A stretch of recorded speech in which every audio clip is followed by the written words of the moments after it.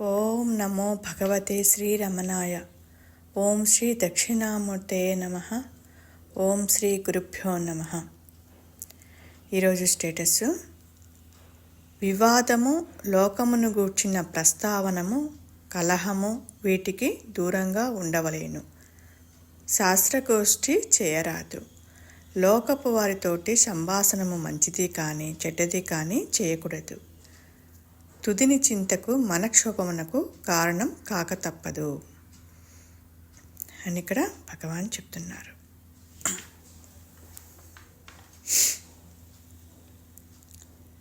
అంటే ఇదంతా కూడా ఈ ప్రపంచంలో రాగద్వేషాలు ఇవన్నీ కూడా ఎవరు చూస్తున్నారు? ఇవన్నీ కూడా నీలో ఒకడు ఉండి ప్రపంచాన్ని చూస్తున్నాడు. నీవు అక్కడ ప్రపంచంలో ఉన్న రాగద్వేషాలను కాదు చూడవలసింది. ప్రపంచం గొడవ నీకెందుకు? నీలో ఉండి ప్రపంచంను చూసేవాడిని చూడు అని ఇక్కడ భగవాన్ చెప్తున్నారు. ఇవి కాలక్షేపం కోసం చెప్పే మాటలు కాదు, సాధన చేసేవారి కోసం చెప్పే మాటలు అని చెప్తున్నారు. నీ లోపల ఉండి ప్రపంచంను చూసేవాడిని చూడటం ఎప్పుడైతే ప్రారంభించావో వాడు అప్పుడు వెనుకకు తిరగటం ప్రారంభిస్తాడు. అందరికంటే చెడ్డవాడు ఎవడు అని ఒక న్యూస్ పేపర్లో వ్రాశారు. ఇతరులలో ఉన్న చెడ్డను ఎవడైతే వెతుకుతున్నాడో వాడు ప్రపంచంలో అందరికంటే చెడ్డవాడు, వాడే దుర్మార్గుడు అని చెప్పారు. మనం ఏ శరీరంలో ఉంటే ఆ శరీరం ఒక్కటే నిజమని అనుకుంటున్నాము. భగవంతుడు ఎప్పుడైనా శరీరం తీసుకున్నా కూడా ఆ శరీరం మాతృడను కాదు అన్న సంగతి ఆయనకు తెలుస్తూ ఉంటుంది. ఏదో సంఘటనలు నీకు వ్యతిరేకంగా జరుగుతున్నాయని కుంగిపోవద్దు. ప్రతిదీ నీవు అనుకున్నట్టుగానే ఉండాలని అక్కడ ఆశించకూడదు. ఇది లోకంలో భిన్నత్వం ఉంటుంది. ఆ భిన్నత్వంలో ఏకత్వాన్ని చూస్తూ బ్రతకటం నేర్చుకో. అప్పుడు నీకు రాగద్వేషాలని తగ్గుతాయి అని అంటున్నారు. ఎవరైతే తన మనస్సుని శోధిస్తున్నాడో, ఎవరైతే తన చిత్తాన్ని శోధిస్తున్నాడో వారికి ముక్తి లభిస్తుంది. మనం దేనిని శోధిస్తున్నాము? లోకాన్ని శోధిస్తున్నాము. మనం చేసేదంతా లోక విచారం తప్ప అక్కడ ఆత్మవిచారణ చెయ్యట్లేదు. లోక విచారణ చేస్తున్నాము. ఓ పక్కన లోక విచారణ చేస్తూ ఆత్మని పొందాలని అనుకుంటున్నాము. ఎవడైతే తన బుద్ధిలో ఏమి జరుగుతూ ఉంది అని పరిశీలిస్తున్నాడో, మనసులో ఏమి ఉంటుంది అని చూసుకుంటూ అక్కడ వాడు గమనిస్తూ ఉండాలి. మన మనస్సు, మాట, చేత ఈ మూడు కూడా సమానంగా ఉండాలి. ఈ విధంగా చేయడం వల్ల మనం కొంచెము ఒక పురోభివృద్ధికి రావచ్చు. నీవు అనుకున్న పనులు జరిగిపోతున్నాయి అనుకోండి, అది దేవుడి అనుగ్రహం వల్ల జరుగుతున్నాయి అని అనుకుంటావు. ఒక్కొక్కసారి ఆ పనులు అవ్వచ్చు, అవ్వకపోవచ్చు. ఇది ఆధ్యాత్మికత అభివృద్ధి కాదది. అంటే ఏ పనులైనా కూడా, అంటే నీకు సుఖం వచ్చినా దుఃఖం వచ్చినా కూడా నీ మనస్సు అక్కడ సమానంగా ఉంచుకోవాలి. అప్పుడు అది అభివృద్ధి అవుతుంది. తలంపులు అనేది తగ్గుముఖం పట్టుతూ ఉండాలి.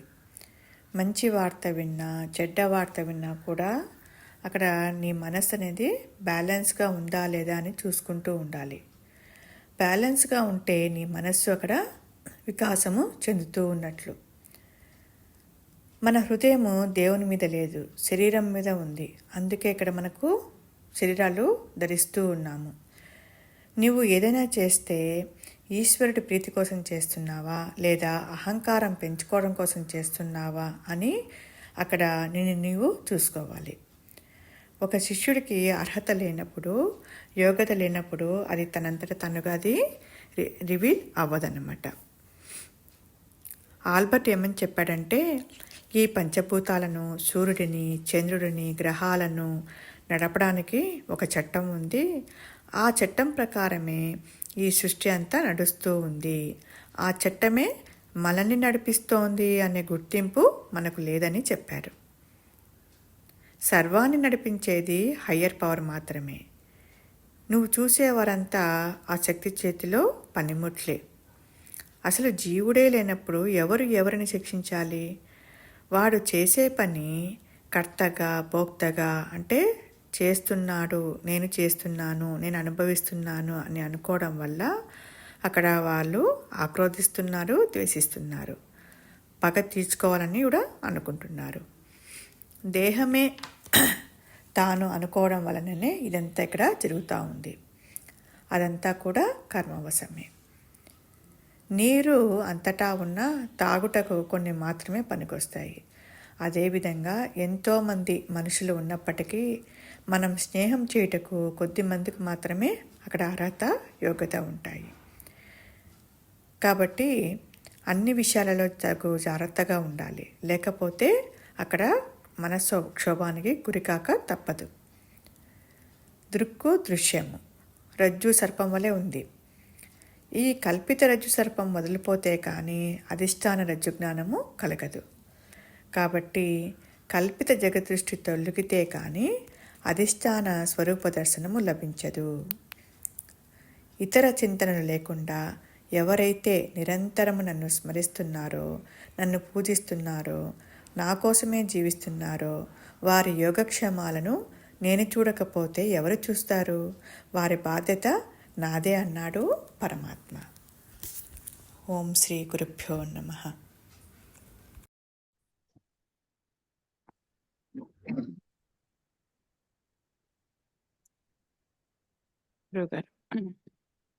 కానీ అమ్మా వివాదము, లోకమును గూర్చిన ప్రస్తావనము, కలహము వీటికి దూరంగా ఉండవలేను. అంటే అర్థం ఏంటమ్మా?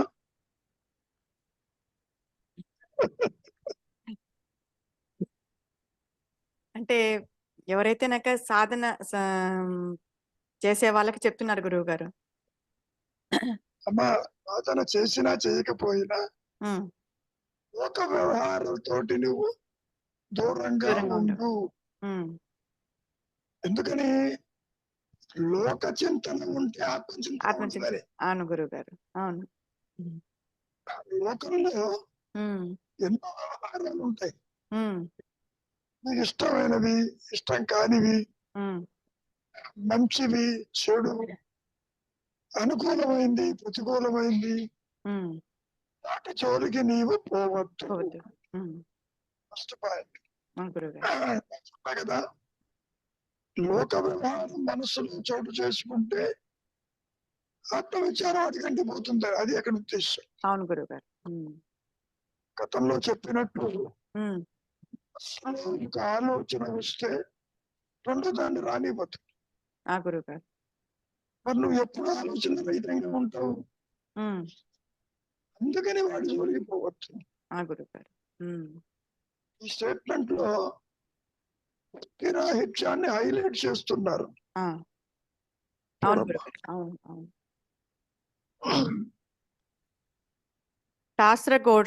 శాస్త్రగోష్ఠి చేయరాదు.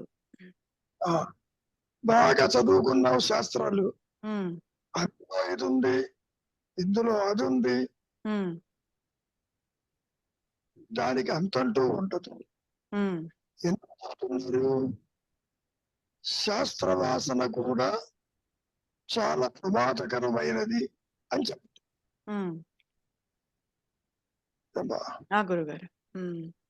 శాస్త్రం చదువుకుంటూ 10 మందికి చెప్పి దాని ప్రకారం ఉండాలంటావు. ఇంకో శాస్త్రం చెబుతారు. శాస్త్రం అంటే మానసికమైనటువంటి విషయం. అది ఇక్కడ విషయం పెట్టుకోవాలి. శాస్త్ర జ్ఞానం వల్ల అనుభవం రాదు. అనుభవ జ్ఞానం కలిగినప్పుడు శాస్త్రాలతో పని లేదు.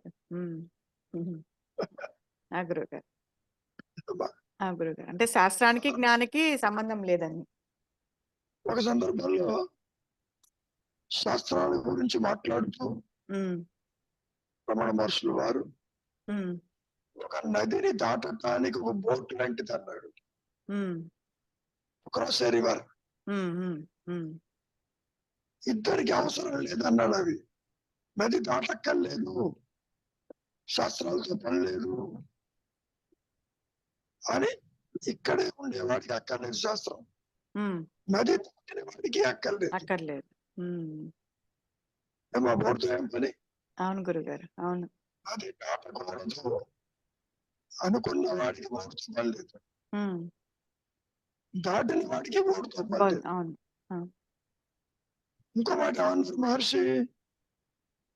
స్వరూప జ్ఞానం తర్వాత ఈ శాస్త్రాలు ఎందుకు పనికిరాకపోతున్నారు? అవి కొన్ని ఇండికేటర్స్, సూచనలు మాత్రమే. గురుగారు. శాస్త్రములు, గురు బోధలు ఇవన్నీ సైన్ బోర్డ్స్. సైన్ బోర్డు అంటే సూచనల వరకే. ఒక దూరంలో ఉన్నది చూపిస్తుంది. అది గురుగారు. నువ్వు అక్కడే కూర్చుని ఇది ఇంత దూరం ఉంది, ఇంత దూరం ఉంది వాళ్ళిస్తే గమనం చేరుతున్నావా? లేదుగా. అనుభవంతో శాస్త్రాలే గాని శాస్త్రం చదవటం అనుభవం రాదు అన్నాడు. ఏమ్మా గురుగారు. ఇంకో కథనం కూడా చెప్పారు మహర్షుల వారు. ఒక పేపర్ లో పలానా చోట వర్షం పడింది, అదే వర్షం పడింది అని పబ్లిష్ చేశారు. ఆ పేపర్ లో ఎంత పిండినా ఒక ముట్టు కూడా రాదు ఇక్కడ. అవును గురుగారు. అవును. ఒంటికి శాస్త్రాలని చెప్పడం. ఏమ్మా గురుగారు. సరే, తర్వాత ఏంటో చూడు. లోకపు వారితోటి సంభాషణము మంచి కాని చెడ్డది కాని చేయకూడదు. అంటే అర్థమేంటి? వాదాలు, వివాదాలు, నా మాటే నగ్గాలి, ఇది మంచి, ఇది చెడు అని. అది చెడు, ఆ పని చెయ్యదు. నిజానికి మంచి చెడులు ఎక్కడా లేవు. అనుకూలమైతే మంచి, ప్రతికూలమైతే. గురుగారు. అవును. అదే అంటారు మహర్షుల వారు, ఎవరైతే ద్వంద్వాలకి అంటే మంచి చెడుకి, అన్యాయానికి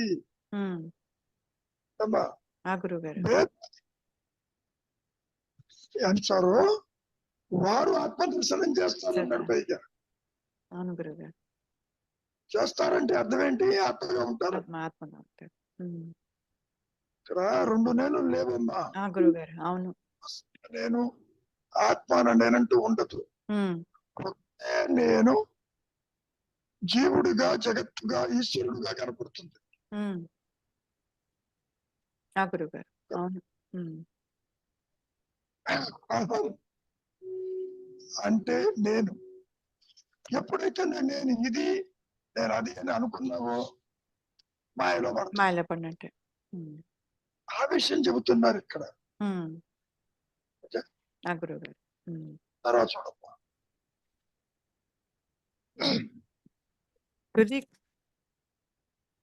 హృదికి చింతకు మనక్షోభమునకు కారణము కాక తప్పదు. అంతేగా. శాస్త్రాలు చదువుకున్నా, లోక వ్యవహారంతో వెళ్ళినా, మంచి అని చెడు అని వాదనలకు దిగిన అవును గురుగారు. ఈ మనస్సుకి క్షోభ తప్పదు. అది మూలానికి చేరటం సంగతి పక్కకు పెట్టు. ఇది నష్టం కాకుండా ఈ వాదనతోనే సరిపోతుంది దీనికి. అవును గురుగారు. ఇది ఎప్పుడు నష్టం అవుతుంది? ఆలోచన రహితమైనప్పుడు నష్టమవుతుంది. గురుగారు. పాయింట్ అర్థమైంది. అంటే ఆలోచన రహిత స్థితికి రావడానికి ఇవన్నీ చెప్పుకొచ్చారు. వాడు జోలికి పోవద్దు, వాడి వ్యవహారం జోలికి పోవద్దు, శాస్త్రం జోలికి పోవద్దు. మంచి అయినా చెడైనా చర్చలకి అవకాశం ఇవ్వద్దు. చివరికి నీ మనస్సు అశాంతితో కూడుకుని ఉంటుంది. నా మాట కానీ, నా మాటే వినాలి, వాళ్ళెవరు నాకు చెప్పడానికి. ఈ విధంగా మనస్సు క్షోభపడుతుంది. కంఫర్ట్ ఉండదు అని చెప్పు. ఆ గురుగారు. తర్వాత ఇంకేమైనా ఉందా? ఆహా, అంతే గురుగారు. అంతే అంటే ఓకే.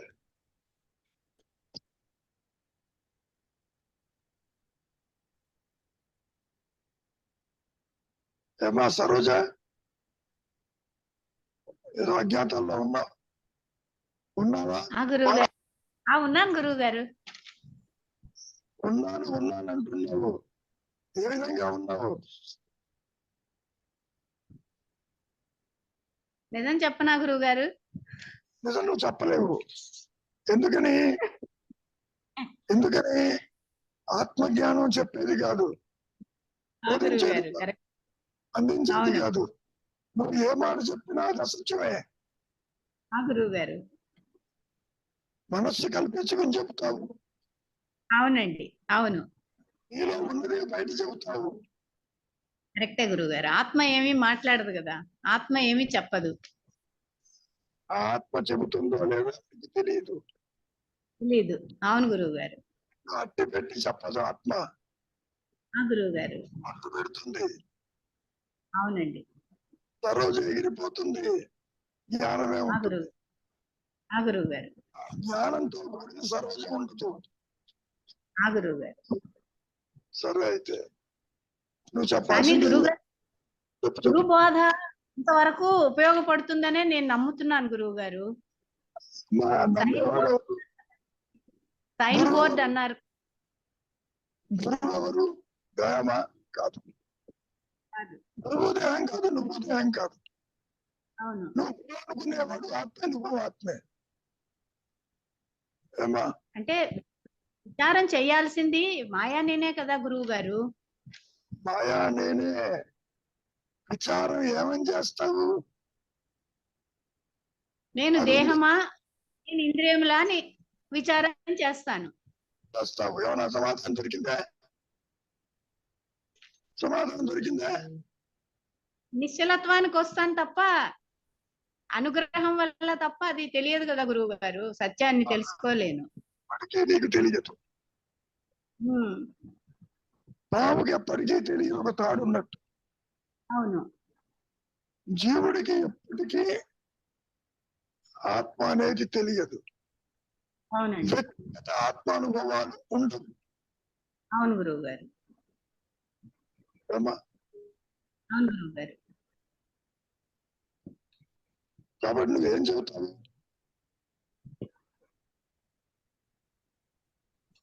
ఎప్పుడు ఏం చెప్తావు?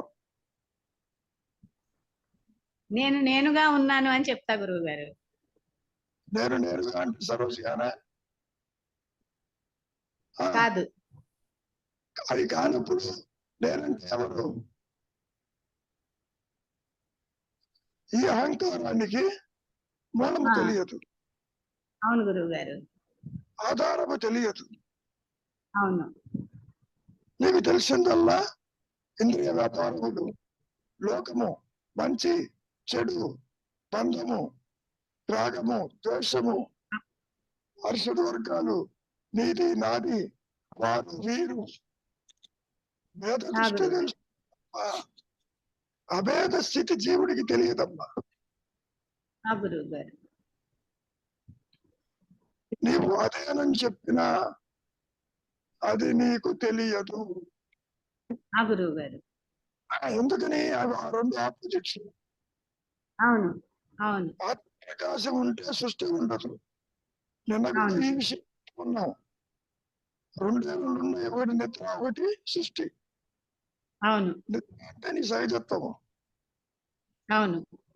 చూస్తుంటే సహజభూతం ఉండదు. లేదు. పాము భయం కలిగినప్పుడు తాడు అక్కడ ఉన్నాను, తాడు చేయలేదు. అవును. పాము భయం ఉంటుంది. అవును. ఇక్కడ కూడా దేహాత్మవృత్తి కలిగినప్పుడు ఆత్మ గుంపు కూడా నీవు ఆత్మని దర్శించలేవు. అవును గురువు గారు.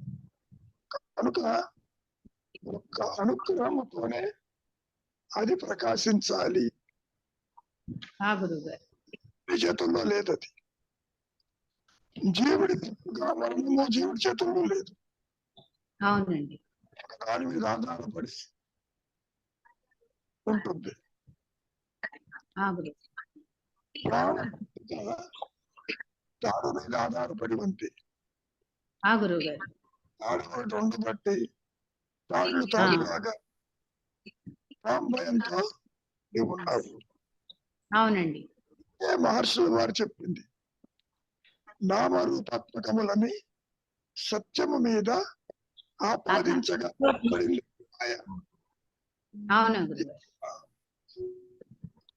ఓకే, గురువు గారు. సరే అయితే మీరు చెప్పండి. విద్యాసాగర్ గారు ఏమన్నా ఉందా?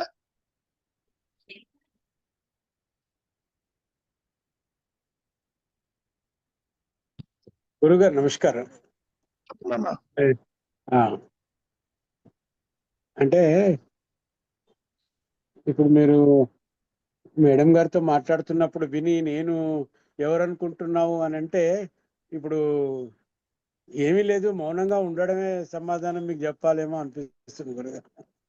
ఏమనుకున్నా అది అంటే మూలమా నీకు తెలియదు. అవును, నువ్వు మాట్లాడటం రెండు అహంకారమే. ఈజ్ నాట్ ఈక్వల్ టు ఆత్మ. నీవనుకునే మౌనము అహంకారం తల ఎత్తని స్థితి. అది దాన్ని నీవు గుర్తించలేవు. స్వరూప జ్ఞానము ఒక్క అనుగ్రహంతోనే అది ప్రకాశిస్తుంది. మహర్షికైనా శంకరులకైనా జీసస్ క్రైస్ట్కైనా అంతే ఉంటుంది. వ్యక్తిగత ఆత్మానుభవాలు ఉండవు. అది కుదరదు. అంటే గురుగారు ఇప్పుడు మేము ఈ ప్రయత్నం అంతా ఇప్పుడు ఈ చేసే ప్రయత్నం అంతా కూడా ఆ అనుగ్రహం కోసమేనే అనుకుంటాం కదా. అది అనుగ్రహం కాదు, లోకంలో ఉండడానికి నిశ్చలతకి అంతవరకే.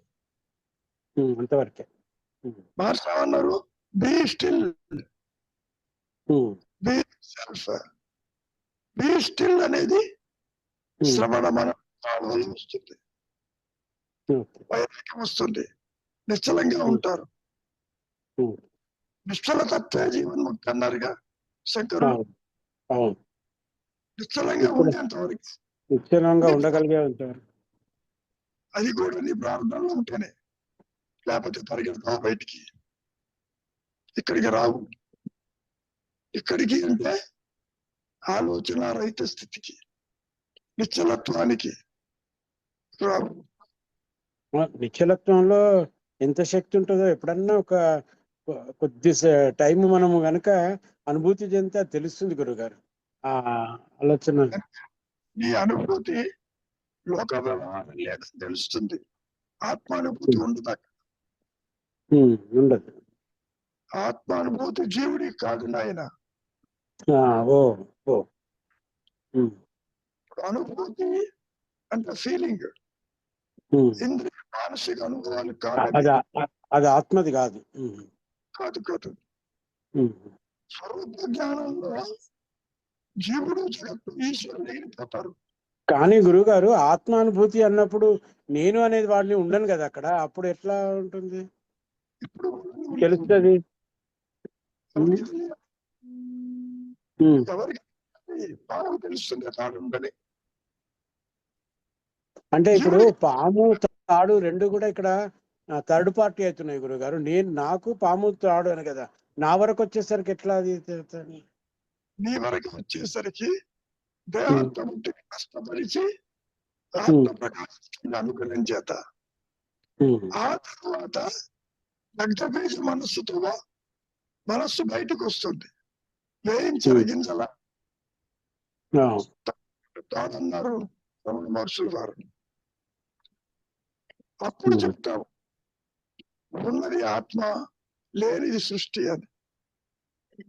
ఎవరికి చెప్తావు? నీ అన్యంగా ఎవరున్నారని చెబుతావు? నీవెంత ఆత్మస్వరూపమో ఈ కళలో చూస్తున్న వారి యొక్క స్వరూపం కూడా ఆత్మే. అట్టిదే. కాబట్టి ఆత్మజ్ఞానం అనేది బోధించేది కాదు, అది ఇతరులకి అందించరు, పవిత్ర గ్రంథాల్లో ఉండదు. ఏమైనా అవును. ఆకాశం నుంచి ఊడిపడదు. నువ్వు అనుకోవచ్చు, నేనే ఆత్మై ఉంటే నాకెందుకు తెలియదు అని. తెలుస్తుంది. శ్రద్ధ వల్ల, వైరాగ్యం వల్ల, అంతర్ముఖం వల్ల, ప్రాపంచిక విషయ వాసనలకి దూరంగా ఉండటం వల్ల. ఇవన్నీ ఎవరు చేస్తారు? ఆత్మే నీలో మార్పు తీసుకొస్తుంది. అవును. నిన్ను మిగల్చకుండా అది ప్రకాశిస్తుంది. అట్లా ఉంటుంది. ఏమైనా రవి గురువు గారు, చెప్పనన్నా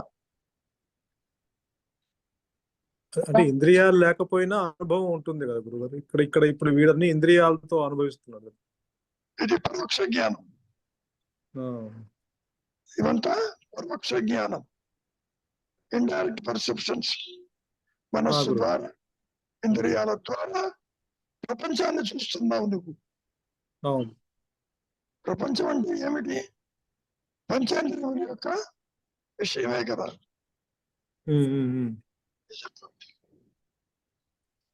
చూచేది ఎవరు? నేను చూస్తున్నాను. ఆ నేను ఉన్నదేమో చూడకపోతే లేదు, దేనిని చూడదు. సబ్జెక్ట్ ని ఆబ్జెక్ట్ ని కలుపుతుంది అంతవరకు. కలుపుతుంది అంటే మాయలో చూచేది చూడబడేది మీకు తెలుస్తుంది ఆ జ్ఞానం వల్ల. అంతవరకే. గురువు గారు, ద్వైత జ్ఞానం అంతా కూడా అభాస కాంతిలో జరుగుతుంది. పూర్ణ జ్ఞానంలో సృష్టి ఉంటుంది, జీవుడు ఉండడు, జగత్తు ఉండదు, నువ్వు అనుకునే దైవం కూడా ఉంటాడు. ఎందుకని? ఈ మూడు కూడా మానసికమైన ధోరణి. గురువు గారు, నేనున్నాను అన్న అనుభవం ఉంటుంది అక్కడ. నేను ఉన్నానన్న అనుభవం ఎవరికి? ఆత్మకి.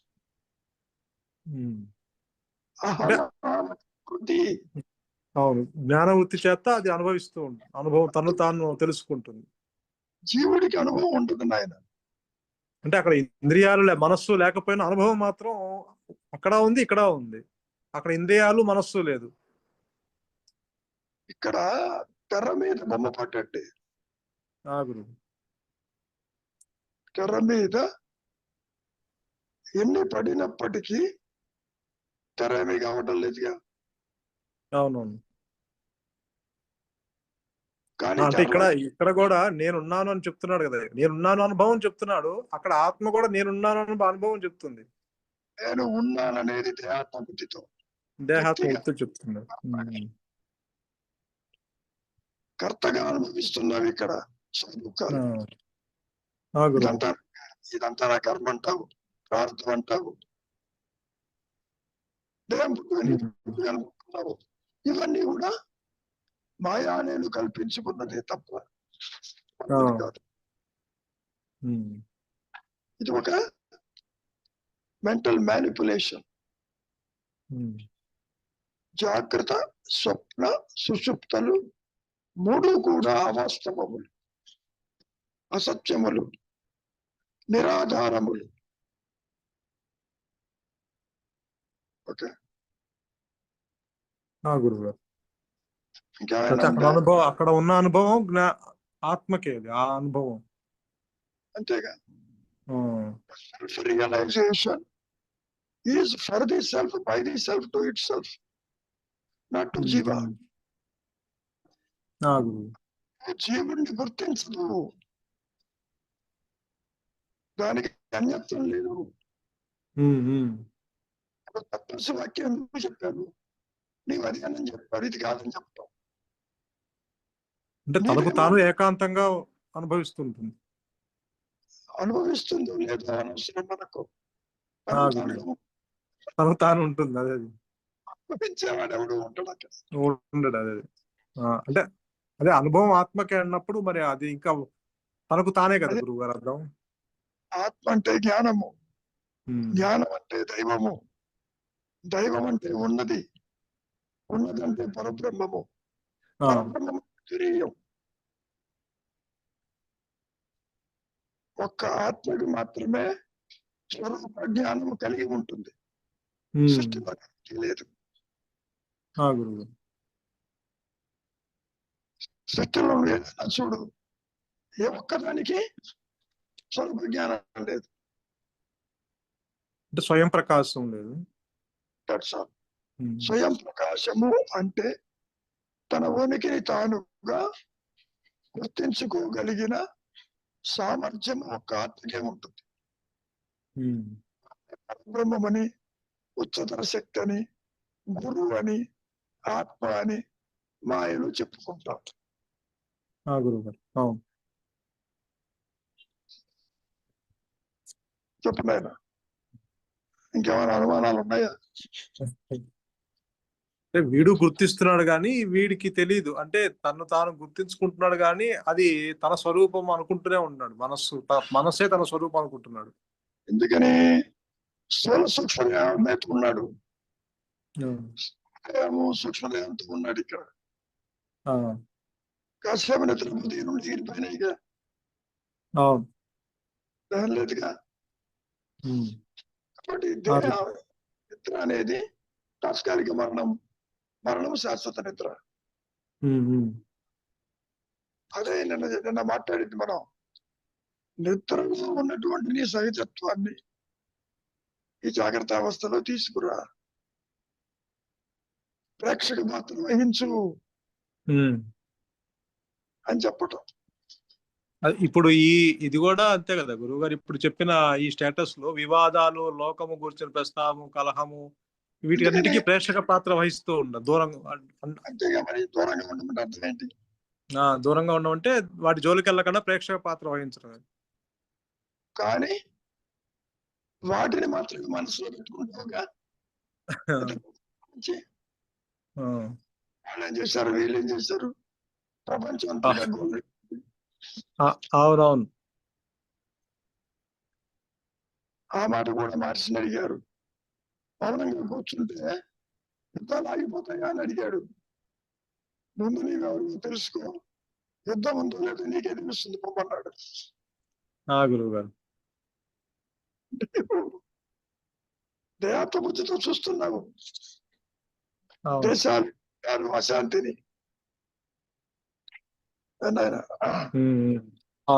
యుద్ధాలు వస్తున్నాయి పోతున్నాయి కానీ నేనున్నానన్న అహంస్ఫురణ మాత్రం సంబంధం లేకుండా అలానే దాని మీద ఉంటుంది, ఆయన మీద దారిపోతూ ఉంటుంది.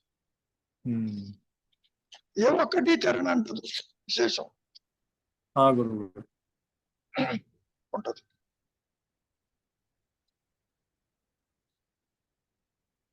ఇంకేమైనా ఉందా? ఇంకేంటి గురువు చెప్పదలుచుకుంది, అర్థం కానిది?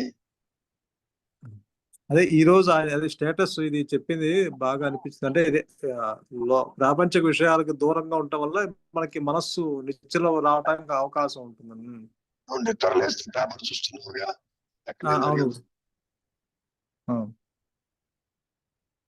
You want news and views. హాయిగా ప్రశాంతంగా ఉండగా అవన్నీ నెత్తిన పెట్టుకోవడం దీనికి. అంటే గురువు గారు ఇప్పుడు అంటే ఏదొచ్చినా సరే అది నష్టం వచ్చినా, లాభం వచ్చినా, లేకపోతే ప్రతికూలమైన అనుకూలమైన వాటికి అది ఈశ్వర ప్రసాదంగా తీసుకుంటామే కదా గురువు గారు. అంటే వాటి జోలికి వెళ్ళకపోవటం అంటే అసలు దాని నీకు వెళ్ళిన తర్వాత తీసుకోవాలా వద్దని ప్రశ్న. వెళ్ళకపోతే అడుసు తొక్కనేలా, కాలు కడగనేలా, ముందు తొక్క కాలు కడుకుంటే సరిపోతుంది కదా. అంటే ఎందుకు తొక్కాలి, ఎందుకు వెళ్ళాలి? ఉమ్. నీవు కోరికల వంట వెళుతున్నావు, అందుకని నిన్ను బాధిస్తున్నాయి. అవును. నీ ఆలోచన నీకు శత్రువుని కూర్చుంది, నీ ఆలోచన నీకు అశాంతిని చేకూరుస్తుంది. ఎవరి వల్ల నీకు ఇబ్బంది లేదు, నీ ఆలోచన వల్లనే. గురుగారు అవును. అవును. మై ఓన్ థాట్స్ ఆర్ మీరు. అవును. That's all. Your own thoughts are obstructions. ఏది కొత్తగా రాదు నాయన. గురుగారు. ఏమా పద్మజ, ఇంకేమైనా ఉందా? పుణ్యకాలం వెళ్ళిపోతుంది, లేదు గురుగారు. లేదంటే వెళ్ళదనే కాలమే లేదనే. కాలమే లేదని మీరు చెప్తున్నారు కదా గురుగారు. అహంకారం తల ఎత్తితేనే గతమని అవును. భవిష్యత్ అని ఉంటుంది తప్ప సో గతాన్ని విస్మరించు, భవిష్యత్తును వద్దు. నీవుగా ఆల్రెడీ ఉన్నావు, కొత్తగా ఏది రాదు. గతమైన భవిష్యత్ అయినా అంత ఆలోచనలు వచ్చినట్టు ఇవన్నీ గతాన్ని భవిష్యత్తుని అన్ని ఊహించుకుంటుంది. పోతే అది వస్తుంది అనుకో మాకు. గురుగారు. ఇది ఇప్పుడు లేదు. పాము పోతే తాడు వస్తుంది అనుకో మాకు. తాడికి మాకు సంబంధం లేదు. గురుగారు. అవును. ఇది ఎప్పుడు పోతుందో అనుకోవద్దు. లేని పోవటం ఏంటి, ఉన్నది రావటం ఏంటి? నీ దృష్టి బయట వద్దు, వ్యాపారాలతో వద్దు, ఆలోచనలకి స్వస్థ చెప్పు. ఆలోచనే నిన్ను బంధిస్తుంది. ఆలోచనే నీకు అశాంతికి కారణం. ఈ ఆలోచనే. అవును గురుగారు. అవును. అంటే ఇప్పుడు ఏ పరిస్థితులు వచ్చినప్పుడు కూడా అక్కడ వచ్చినప్పుడేమో అక్కడ విట్నెస్ గా నిన్న అదే సాక్షిగా గురించి గురుగారు, అదే శరీరము అక్కడ ఉంది కాబట్టి అది నాకనే అనుకుంటుంది. ఆ తర్వాత మళ్ళా అది వదిలేసినా కూడా మళ్ళా ఆ జ్ఞాపకాలు తిరుగుతుంటాయి కాబట్టి, ఆ జరిగిన పరిస్థితిని తిరుగుతుంటాయి కాబట్టి మళ్ళీ అక్కడ సాక్షి భావన అక్కడ చూడగలుగుతున్నాను కానీ దాన్ని పర్ఫెక్ట్ గా అంటే చూస్తున్నాను కానీ గురుగారు, అది చూస్తున్నానా లేదా అని నాకు అనుమానంగా ఉంది గురుగారు. అది అనుమానం ఎందుకు? అంటే ఎటువంటి రియాక్షన్ లేదు, ఏమీ లేదు. దాన్ని మరి ఏమంటారు? దాన్ని రియాక్షన్ యాక్షన్ నీ దృష్టి వస్తుంది. నీ ఆలోచన నీ దృష్టి పెరిగిపోతేనే నీకు రియాక్షన్ ఉంటుంది, లేకపోతే ఉంటుంది.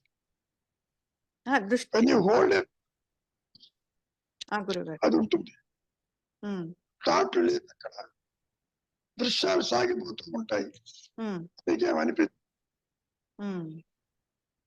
థాటు పట్టుకున్నావు అనుకో, మనస్సు వెళ్తున్నట్టు. థాట్ వస్తుంది అంటే థాట్ రాకుండా ఉండదు కదా గురుగారు. అంటే చూసిన దృశ్యాన్ని ఎవరున్నారు? నీ ఆలోచన ఎందుకు వస్తుంది?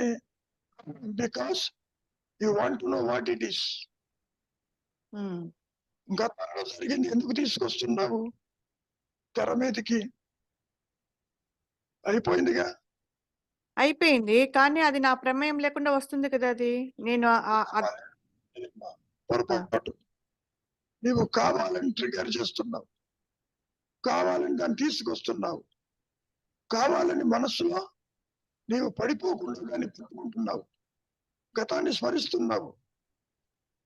అప్పుడప్పుడు భవిష్యత్తును ఊహిస్తావు. గతంలో జరిగిన విషయాలని లాక్కొస్తావు, దాన్ని ఇగ్నోర్ చేయవు, పట్టుకొస్తావు.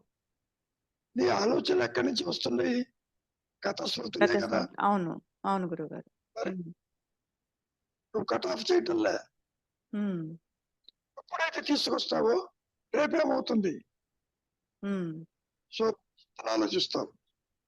తీసుకురాలేదనుకో ఉమ్, గతంలో భవిష్యత్తు లేదు, వర్తమానంలో ఆత్మగానే ఉంటాం. అది పాయింట్. ఉమ్. ఆహా, కాదు గురుగారు, ఇప్పుడు ఒక దృశ్యాన్ని చూసిన తర్వాత అది చూసిన తర్వాత అది మళ్ళా వస్తుంది కదా మనసుకు అనేది. ఏ అంటే నేను తల్లి ఉమ్, చూసావు, మర్చిపోవటంలే, నాకు వస్తుందాం దృశ్యభారితం చేయటంలే. Um, you are recording your experiences in your mind. పంచేంద్రియాల యొక్క అనుభవాలని ఉమ్, రికార్డు ఉమ్, మనస్సుని